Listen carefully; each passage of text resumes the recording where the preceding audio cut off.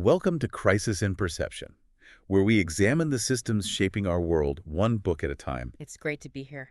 Today, we are tackling a subject that, it feels like it's absolutely everywhere, yet somehow we never really talk about it in the right way. Right. We're diving into the world of conspiracy theories. But, and I need to be really, really clear about this right from the start, Okay. this is not going to be a deep dive where we debunk aliens or, talk about the Illuminati. No. We're not trying to figure out who really shot JFK. We aren't here to play detective on any specific theory. Not at all. In fact, if we do our job right today, you're going to walk away thinking about the very phrase conspiracy theory in a completely different light. We're not looking at the theories themselves. We're looking at the label. The label. We're asking, what does that label actually do in a political conversation? Exactly. And to do that, we're doing a deep dive into a really fascinating and I think quite provocative academic paper. It's titled Conspiracy Theory in American Foreign Policy. It was written by two scholars, Tim Aistrope and Roland Bleicher, and it was published in the journal Security Dialogue back in 2018. And what makes their work so perfect for our project here, for Crisis in Perception, is that they completely flip the usual script. They really do. Usually, when we talk about this topic, the question is always, why do people believe crazy things? Right. We look at the psychology of the believer. It's always about the person. Are they paranoid? Are they alienated? Do they spend too much time on Reddit? Exactly. It's treated as a problem with the individual's brain. But Aistrope and Bleicher, they ask a systemic question, a much more interesting one, I think. Which is? How does the label conspiracy theory function as a weapon of political power? They argue this whole thing isn't about which theories are true or false. It's about who has the authority to frame their own secret plans as intelligence. Or rational policy. Yes, as rational policy, while branding anyone who questions them as paranoid. That's such a great way to put it. It's the difference between a frantic corkboard covered in red string in someone's basement and a polished PowerPoint presentation in the White House Situation Room. They could both be describing a secret plot, but one is seen as crazy and the other is just national security. That is the core friction we're going to be exploring. And just think about how relevant this is right now. We're living in this era of incredibly polarized information, of deep distrust in institutions. It feels like the ground is shifting under our feet. It does. And in that context, understanding how the word conspiracy is defined is actually understanding how reality itself is policed. It's about who gets to set the terms of the debate. It really feels like we're at a breaking point with this stuff, doesn't it? You can't open a browser window without seeing an accusation of a conspiracy or, on the flip side, an accusation of spreading disinformation. Which is exactly why this text is so vital. It suggests that this chaos isn't just because the internet drove us all mad. It suggests the way we talk about secrecy and power has been sort of broken for a very long time. And it's not like governments don't keep secrets. That's a key point they make early on. A huge point. States conspire all the time. Secrecy is a completely normalized part of statecraft. Espionage, covert operations, secret treaties. That's just Tuesday in foreign policy. So that brings us to the scope of this deep dive. We're going to be analyzing what the authors call discursive systems. So how we talk and write about power, and something called epistemic authority. Which is a fancy way of saying, who is allowed to know things? Who do we believe by default? Exactly. So we're stepping away from the psychology of believers and moving toward a political analysis of the accusers. It's a shift from looking at the supposed pathology of the fringe to looking at the very real power of the center. Okay, so let's get into the context here. Who are Tim Aistrope and Roland Bleicher? Because, this isn't just some opinion piece. It's coming from a pretty serious academic space. For sure. They're scholars of international relations and political discourse. Aistrope is based at the University of New South Wales, and Bleicher is at the University of Queensland in Australia. They published this in Security Dialogue. And that's a journal that often questions the basics, right? Like, what does security even mean? Exactly. It's a hub for what's called critical security studies. So they're always asking, who is being secured from what? And who gets to decide? So this paper fits right in. And the historical backdrop for their analysis is crucial. They're writing in 2018, but they're looking back specifically at the post-9/11 era. The war on terror. Yes. And that period is just the perfect laboratory for their thesis. It was a moment of incredible anxiety, massive government secrecy, and just a war of narratives about what was really happening in the world. You had a traumatized public, a government rapidly expanding its surveillance powers. And a war launched on intelligence that turned out to be, well, Flawed is a very gentle word for We'll definitely get to that. it. So the authors start with what they call a puzzle. And it's one of those things that once you see it, you can't unsee it. Hmm. They point out that conspiracies are actually Yeah. normal. They're not weird. They're common. They are the bread and butter of history.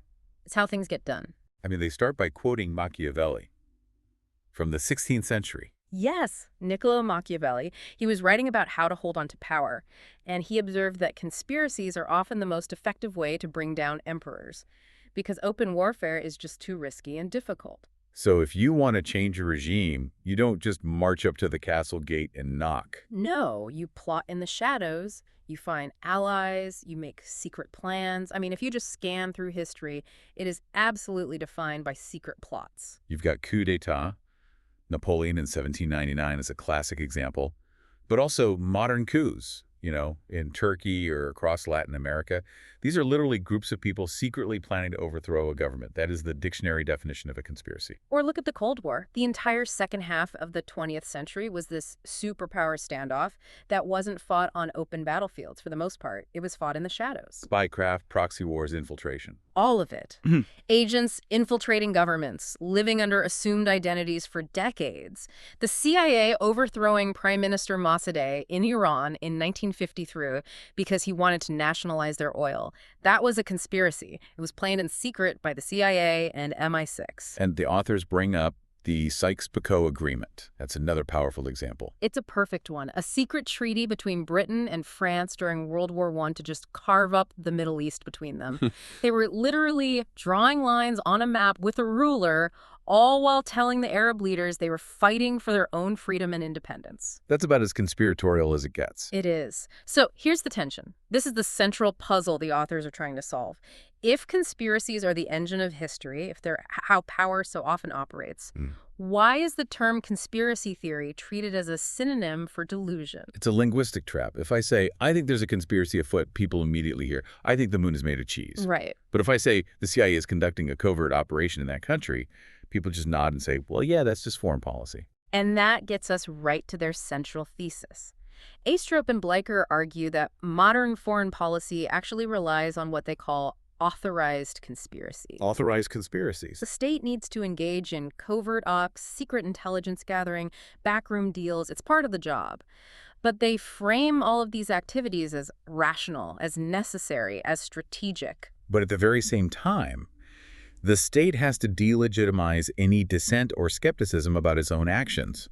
And it does that by branding that dissent as conspiracy theory. So it's a mechanism of exclusion.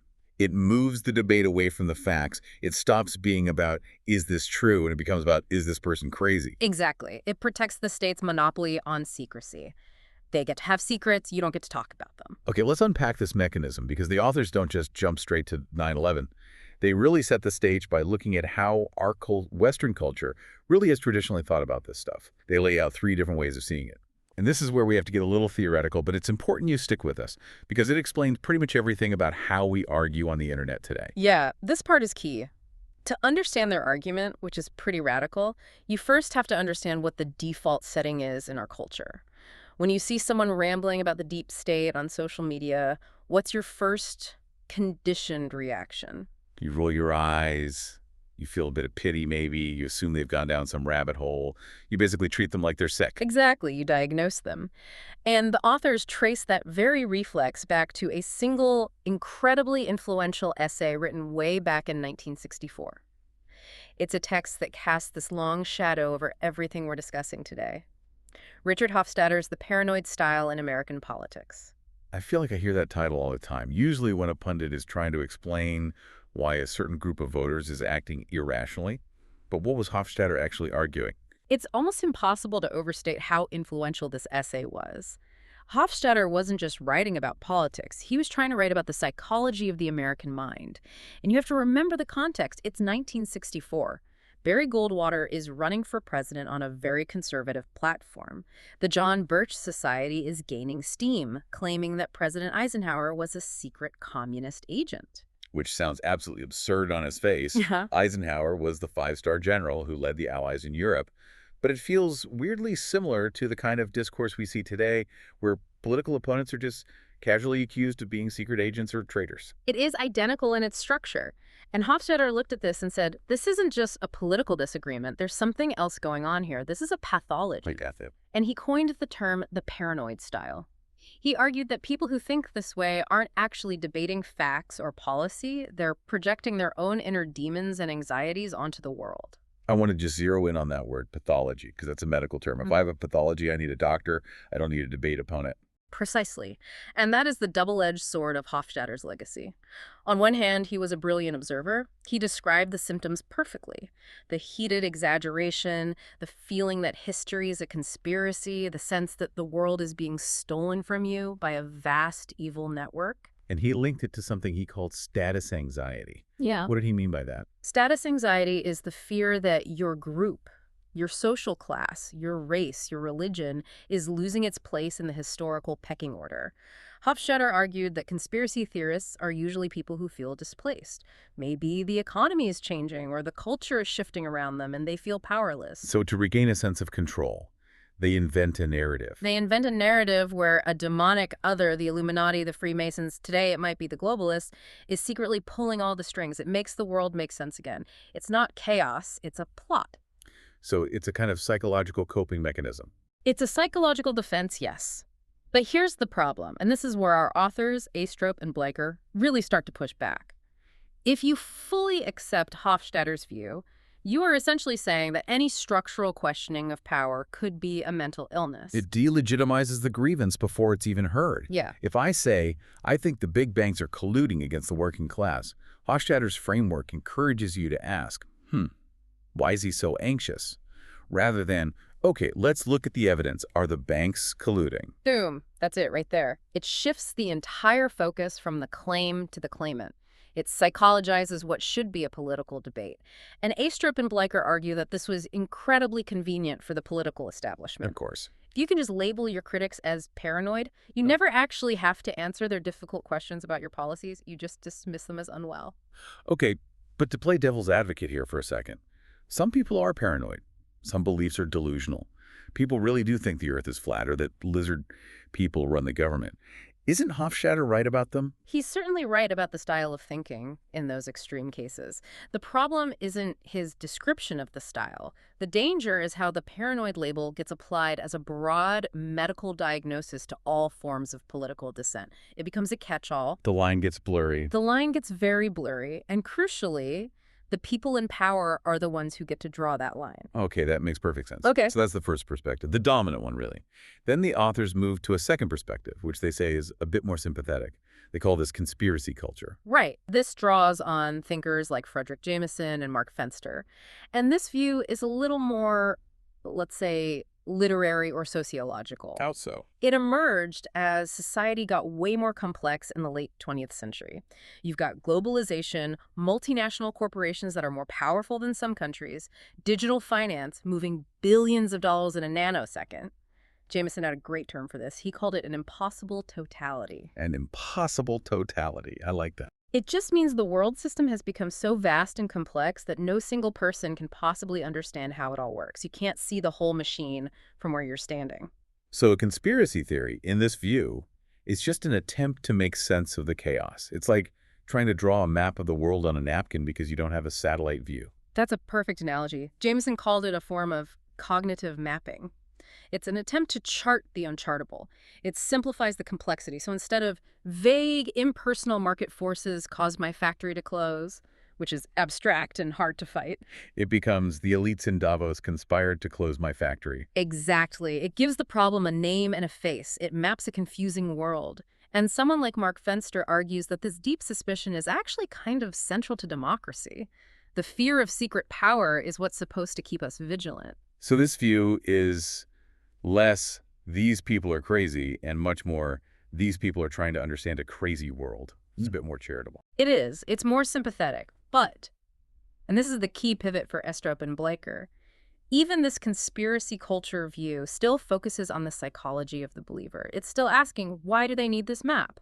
It still treats the conspiracy theory as a sort of folk art, a fiction created by the powerless to make sense of things. It doesn't treat the theory as a potentially real description of how power works. Costa. Precisely. Which brings us to the third perspective, which is the one our authors are championing. The power knowledge perspective. And yeah, this is where we have to bring in some French philosophy. I was waiting for it. We're talking about Michel Foucault. Now, don't let the name scare you. This is actually a very practical and powerful idea. Foucault famously argued that knowledge isn't neutral. Knowledge is produced by power. Knowledge is power, the old saying. But it's more than that. It's that power decides what even counts as knowledge in the first place. For our authors, this means the conspiracy narrative is a site of political contestation. It's a battlefield where different groups are fighting to have their version of reality accepted as the true one. So the key insight here, the real shift, is that the label is the tool. That's it. When a powerful person calls something a conspiracy theory, they are performing an act of power. They are not engaging with the evidence. They are attacking the status of the speaker. They are saying, this idea does not belong in the realm of rational debate. It's like a bouncer at a very exclusive club. The conspiracy theory label is the bouncer looking at an idea and saying, nope, you can't come in here, you're not on the list, you're not dressed right. That is a fantastic metaphor. And the club is the domain of legitimate political discourse. The mainstream media, government press briefings, academic journals, the label keeps certain ideas out. And this brings us right to the core of their paper. They take this power knowledge lens and apply it to the post-9/11 world. And this is where it gets really compelling and honestly a little uncomfortable, because it forces us to look at how the official history of that era was written in real time. It really does. They conduct this fantastic case study of the War on Terror, and they divide all the competing narratives into two big buckets: the authorized conspiracies and the unauthorized conspiracies. Let's start with the authorized ones. The authors point out something that I think I knew but hadn't really processed in this way. The official 9/11 narrative is itself a conspiracy narrative. By any objective definition, yes. The official story is that 19 men operating in secret cells crossed international borders, infiltrated flight schools, communicated via covert channels, and plotted to hijack 4 airplanes to use as weapons. That is a conspiracy. It fits the dictionary definition perfectly. A secret plan by a group to do something unlawful or harmful. And the Bush administration leaned heavily into this conspiratorial framing. They created the terrorist mastermind trope. The enemy wasn't just a collection of individuals, it was a sophisticated, ruthless network plotting in the dark. We had to connect the dots. Yes. The whole metaphor of connecting the dots is pure conspiratorial thinking. It implies there's a hidden pattern that only the initiated, the intelligence agencies, can see. But nobody ever stood up and called George W. Bush or Dick Cheney conspiracy theorists? No, they called them the commander-in-chief and the vice president. And this authorized conspiracy didn't stop with 9/11. It extended directly into the justification for the Iraq War.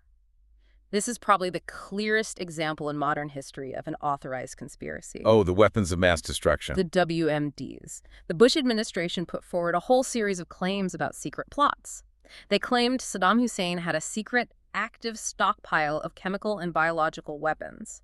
They claimed he was hiding them from UN inspectors, a conspiracy of concealment. They claimed he was secretly trying to buy yellow cake uranium from Niger. And let's not forget the aluminum tubes. This is a perfect microexample of Aistrope and Bleicher's point. You had this raw intelligence, a shipment of high-strength aluminum tubes. Most of the Department of Energy's top nuclear experts looked at them and said, the specs are wrong. These are likely for conventional rockets. There was a real debate among the technical experts. A legitimate scientific disagreement. But the administration, figures like Condoleezza Rice, went public and framed this technical ambiguity as definitive proof of a secret centrifuge program. They said, we don't want the smoking gun to be a mushroom cloud. They took ambiguity and speculation and wrapped it in the certainty of national security. And perhaps most significantly for this whole discussion, they claimed there was a secret alliance, a conspiracy between Saddam Hussein and al-Qaeda. The Prague meeting. Right, the alleged meeting in Prague. The Prague meeting is such a fascinating case study in this. The story was that Mohammed Atta, the lead 9/11 hijacker, had a secret meeting with an Iraqi intelligence agent in Prague a few months before the attacks. And this was presented as the link. The proof that Iraq was involved in 9/11. It was. But the sourcing was a single, unverified report from Czech intelligence. The FBI couldn't corroborate it. The CIA was deeply skeptical. But key figures in the administration, especially Vice President Cheney, kept citing it in speeches and interviews as if it were a proven fact.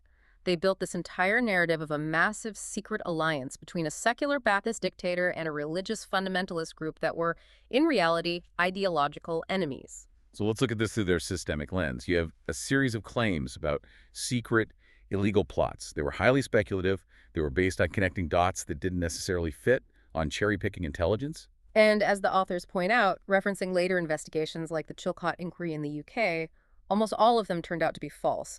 There were no WMDs, the yellowcake uranium documents were proven forgeries, the Prague meeting almost certainly never happened. Cell phone records showed Ada was likely in Florida at the time. But, and this is the absolute crucial point for their thesis, at the time these claims were being made, they were never, ever called conspiracy theories in the mainstream discourse. Never. They were called intelligence. They were called security assessments. They were called expert analysis.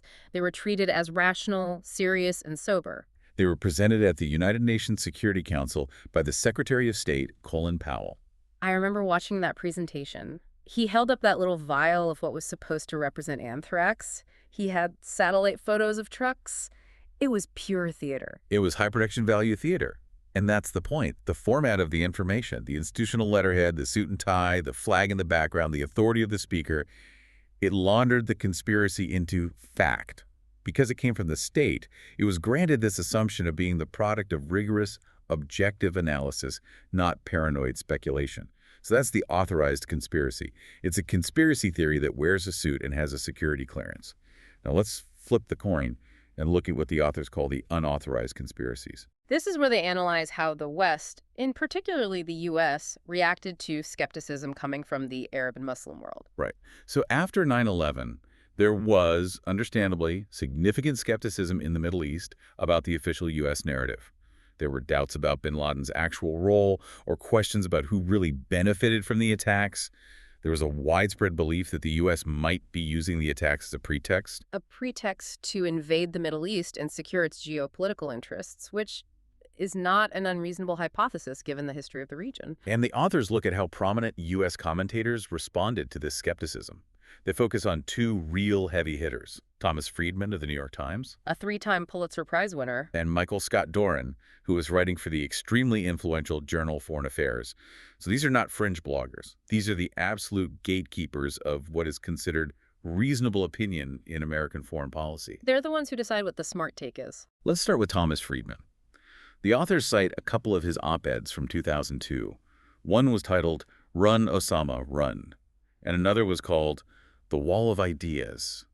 What was his argument? Well, in those pieces, Friedman is talking about the fact that many people in the Muslim world didn't believe the official story, but notice how he talks about it. He doesn't engage with their political arguments or historical grievances. He just dismisses their views as cocktail party chatter. Cocktail party chatter. Yeah. Wow. That is so dismissive. It just implies it's idle gossip, not serious thought. It completely trivializes it. And then he goes further. He frames their skepticism not as a political disagreement, but as a form of mental deficiency. He uses some really heavy psychological language. Like what? He talks about self-loathing, about the Arab world lagging behind the West, and about a cultural, political, psychological chasm. He's not analyzing their politics. He is psychoanalyzing their entire culture. He's essentially diagnosing an entire region of the world with a pathology. Yes, that's exactly what he's doing. He suggests that the reason they doubt the U.S. narrative isn't because the U.S. has a long history of lying or intervening in their countries, but because they have low self-esteem and are secretly jealous of Western success. He says their conspiracy theories are a crutch they use to avoid facing their own failures as societies. That is such a powerful framing move because it basically says, we, the West, deal in facts and reason. You, the Arab world, deal in emotional dysfunctions. It completely strips the other side of any claim to rationality. It does.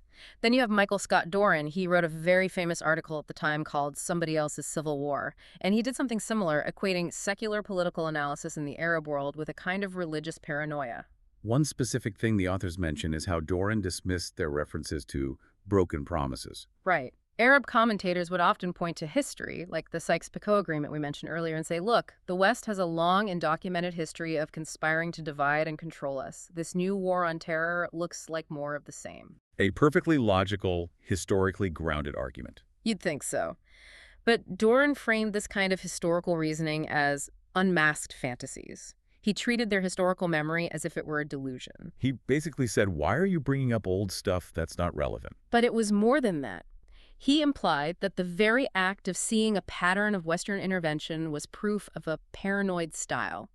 He pathologized their understanding of their own history. And this leads us to the final part of their core analysis, what they call the reality gap.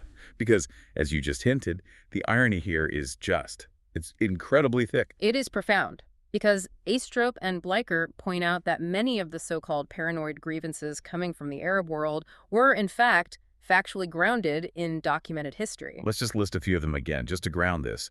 The West did secretly conspire to divide the Ottoman Empire. Fact. The Sykes-Picot Agreement of 1916, it's in the history books. The CIA did help fund and arm the precursors to al-Qaeda, the Mujahideen, during the Soviet-Afghan War. Fact. It was called Operation Cyclone. It was one of the longest and most expensive covert operations in CIA history. The U.S. did consistently support authoritarian regimes and dictators across the Middle East to protect its oil interests. Fact.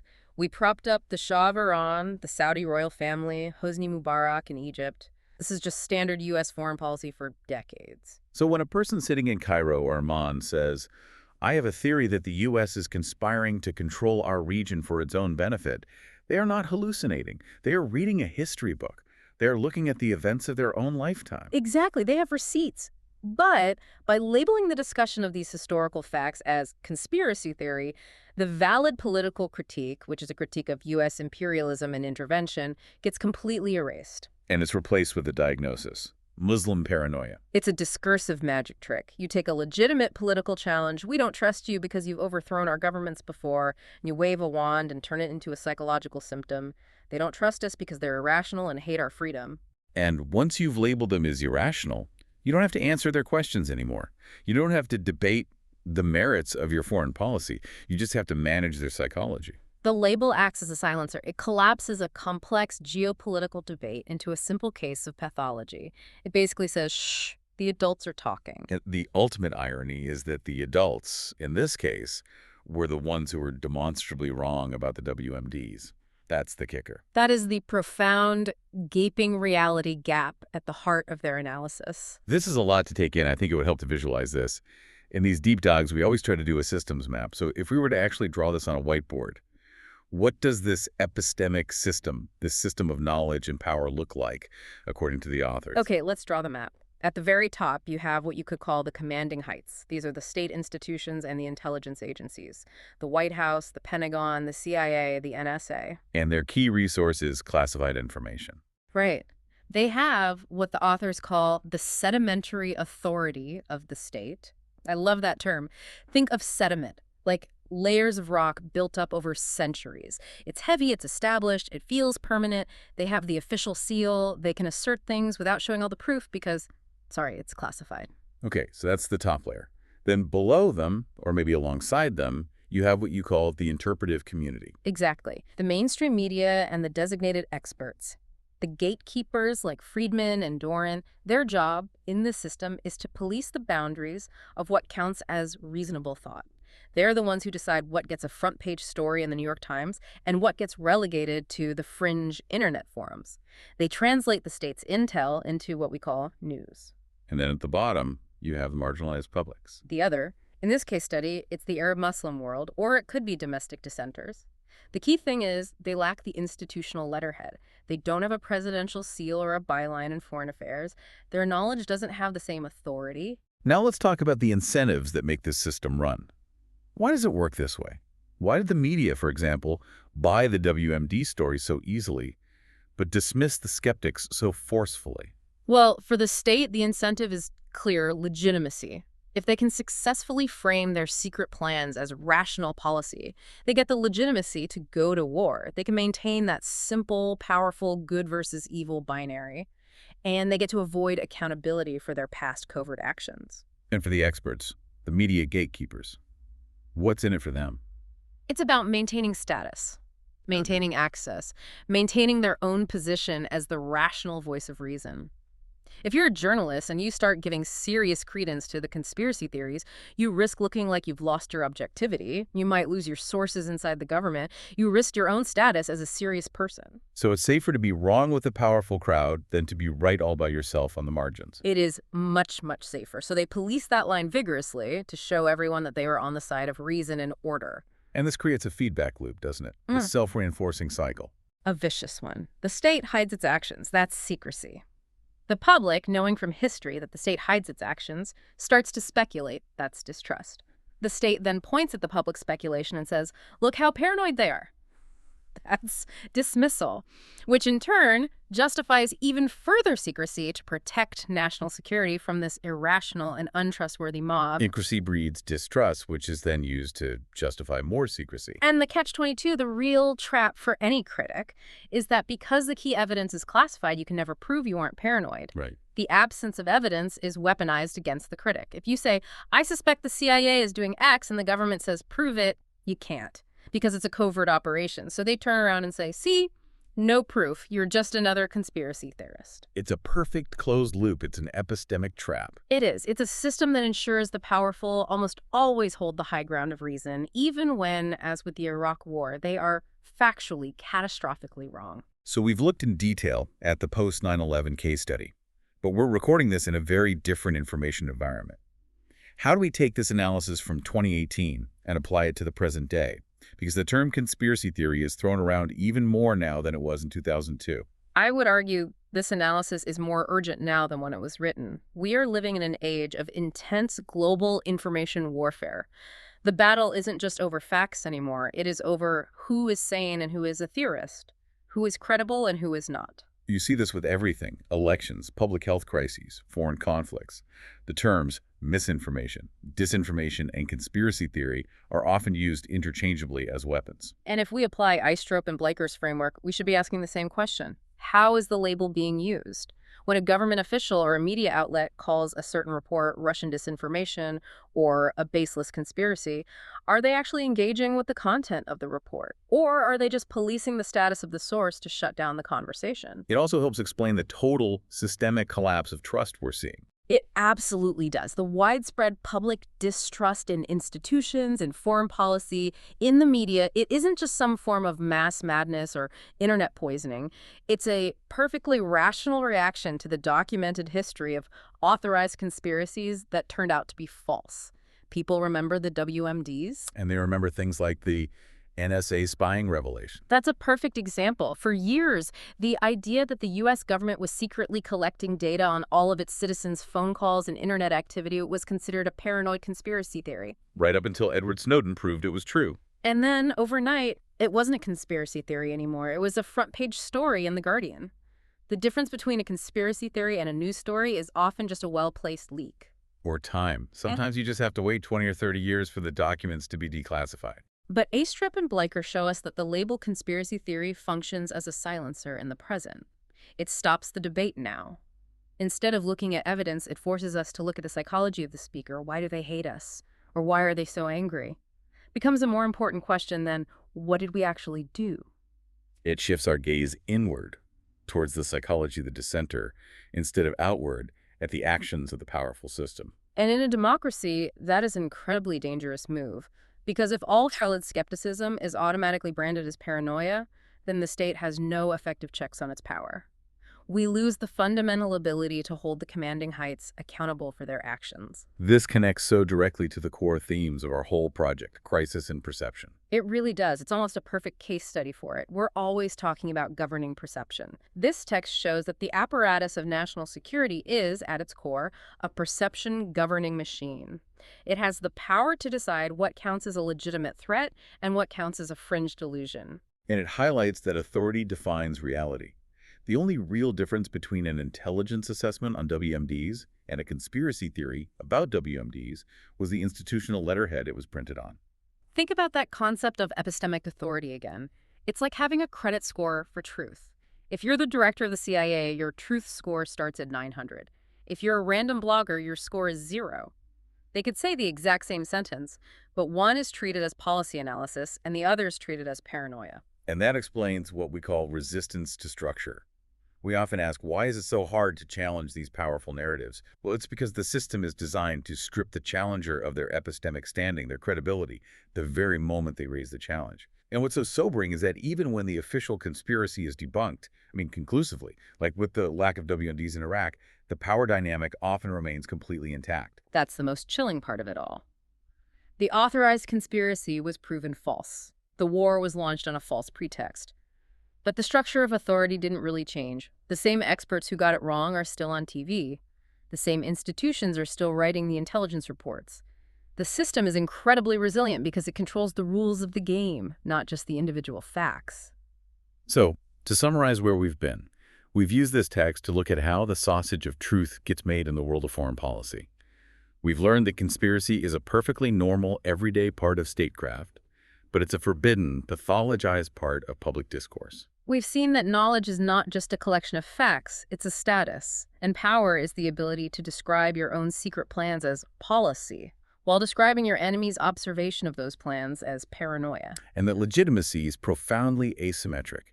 The state always gets the benefit of the doubt.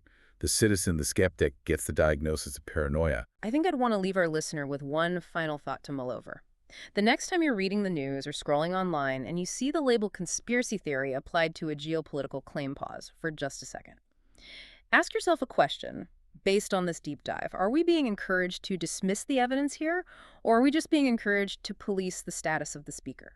And what political function does that dismissal serve right here, right now? That is the question. We're going to wrap it up there. A huge thank you to the work of Tim Aistrope and Roland Bleicher for their paper, Conspiracy Theory and American Foreign Policy. It is a dense read, but it is absolutely worth your time if you want to understand the machinery of truth in our world. Absolutely essential reading. This project is free and publicly accessible.